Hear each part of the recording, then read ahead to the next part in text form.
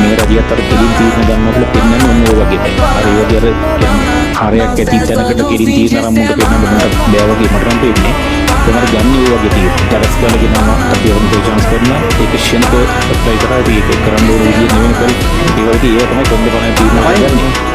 මොකක්ද ගොඩක් මැසේජ් එනවා මිලි ටයිම් ටේබල් එක දුන්නා. හැබැයි ඉතින් හරි වැරදි මොකද නුනේ.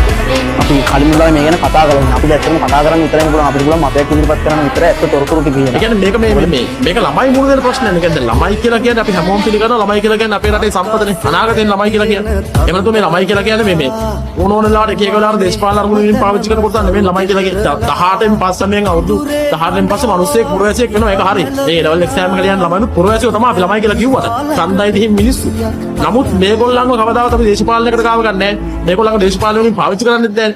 අපි හැමතිස්සෙම හිතන්න ඕනේ මේ රටේ අනාගතේ බාර ගන්න. රටේ සාමාන්‍යයෙන් ආර්ථිකය රඳා පවතින්නේ මැදි වයසේ තරුණ වයසේ සිට මැදි වයස දක්වා පිරිස මත. එතකොට රට දුවන්නේ මේ මිනිස්සුන්ගෙන් ඇත්තටම. රටට දින වගකීමක් තමයි වයසක ප්‍රජා. අවුරුදු 50න් 55න් වැඩි කට්ටිය රටට දින වගකීම. එතකොට රටේ අනාගතය කියන එක තීරණය වෙන්නේ හැම වෙලේම අවුරුදු 18ට අඩු. ඒ කියන්නේ අධ්‍යාපනය ලැබමින් ඉන්න පිරිස මත. මොකද අධ්‍යාපනය ලැබමින් ඉන්න පිරිස තමයි අනාගතේ රටේ වගකීම බාරගන්නේ. හරියට අධ්‍යාපනයක් නොලැබුණොත් එහෙම රටේ අනාගතයේ වගකීම් බාර ගන්න සුදුසු පිරිසක් නැති වෙනවා. ඒ කියන්නේ සරලව කිව්වොත් රටට කියලා වෙනවා.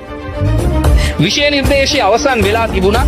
ළමයි සෑහෙන පීඩනයකින් කෙටි කාල සීමාවක් තුල ඉගෙන ගන්නේ ආණ්ඩුවෙන් ඉල්ලීමක් කළාට මේ පිළිබඳව වැදගත් පැහැදිලි කිරීමක් ආණ්ඩුව පැත්තෙන් තාම සිද්ධ වුණේ නැහැ. විභාගෙ මෙදා පවත්වන ඕන්නම් ලියන්න කියලා කියන්න ඕන කෙනෙකුට පුළුවන්. හැබැයි මොකද්ද මේ ළමයින්ගේ ඉල්ලීම? මේ ළමයි මොකද්ද විභාගෙ කල් දාන්න කියන හේතු ටික? නිලධාරීන්ගේ පැත්තෙන් විභාගෙ කල් නොදාන්න තියෙන හේතු ටික දෙපැත්තෙන් කියලා. කල් නොදාන හේතු ටික ලොකුයි නම් කල් නොදා ඉන්න. කල් දාන්න තියෙන හේතු ටික වැඩි නම් ඒ පැත්තට රට කරන්න. මේ ආණ්ඩුවේ මිනිස්සුගේ අවධානය යොමු නොවීම පිළිබඳව කනගාටු වෙනවා. ළමයි මං හිතන්නේ දැනට ලොකු ප්‍රශ්නයකට මුහුණ දීලා තියෙනවා. මේ උසස් පෙළ විභාගය සම්පූර්ණ කාල සීමාව නැතුව මාස 3කට කලින් පවත්වන්න යන්නේ. ඒ විභාගෙට අගමැතිතුමී ලියන්නෙත් නැහැ. මෙතන ඉන්න 159 ලියන්නෙත් නැහැ. මෙතන ඉන්න විපක්ෂයේ අපි ලියන්නේ නැහැ. ඒ ළමයි තමයි ඒ විභාගෙට ඉදිරිපත් වෙන්නේ. ඒ ළමයි අතර අද ලොකු ප්‍රශ්නයක් පැන නැගිලා තියෙනවා. මේ විභාගේ කලින් තියෙන ඒ කියන්නේ එකක් කරයි. ඒකට පස්සේ මේ දෙයකට ළමයාට උදාහරණයක් කරන්න පුළුවන්. විභාගෙට ඒ ලෙවල් වල අවුරුදු දෙකමාරක් විතර කල් දීලා තියෙන්නේ.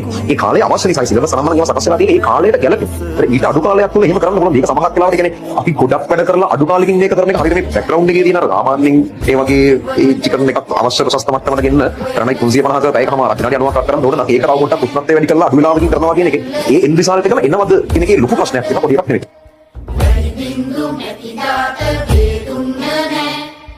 විතරක් නෙවෙයි අධ්‍යාපනයේ වගකීම විය යුත්තේ. මෙවැනි අර්බුදකාරී තත්ත්වයක්